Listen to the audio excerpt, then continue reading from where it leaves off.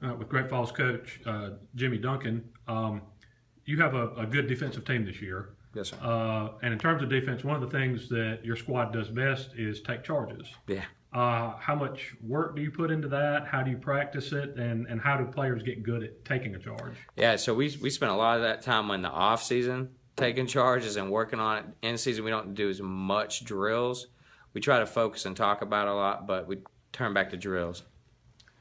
What makes a player a good charge taker? Yeah. I guess you have to, quick feet, obviously, but you have to be pretty fearless, I would imagine. Yeah, fearless would be my number one word to use. I mean, you got to stand there and get, plowed, basically.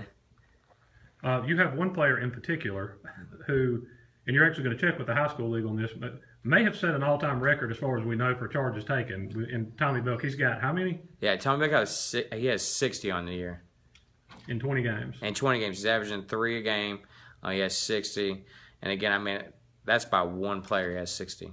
What makes him so good at taking charges? Yeah, so I don't. He's bought into it. He gets there, he's a post player anyhow, but he slides over well, and he sees it coming. He times it very well. And talk about some of the momentum shifts that those can provide sometimes. Yeah, so, I mean, we get more excited and hyped up about that than we do anything else. Obviously, it's a turnover, it's a foul, offensive foul, and a lot of times it'll negate a basket. Okay, got Tommy Belk now. 60 charges? Yes. I mean, at what point in the season did you realize that you were starting to pile up a pretty ridiculous number in that category? Well, I realized towards the later of the season when a couple of my friends actually told me they've been looking into it. They said I'm number 2 in the nation, and I was like, okay, if I'm number 2, I want to try to be number 1. So that was motivation to me. What makes you so good at doing that? I see when they come, and I slide over, because I know they coming full speed.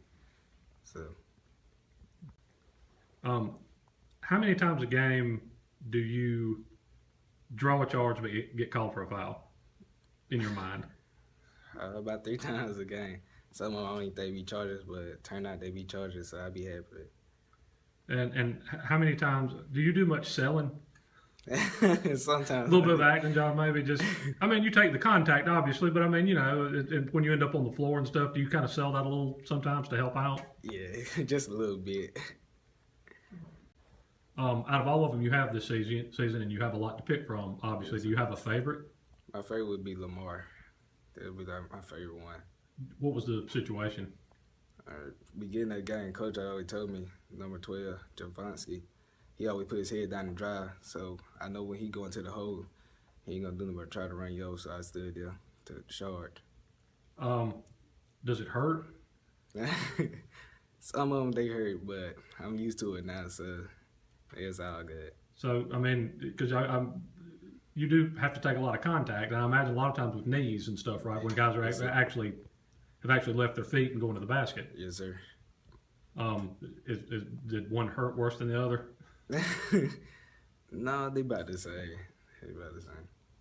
All right. Now you played football your whole time at Great Falls, which obviously involves a lot of contact. Did that help you in terms of kind of learning to absorb a hit? Yes, sir.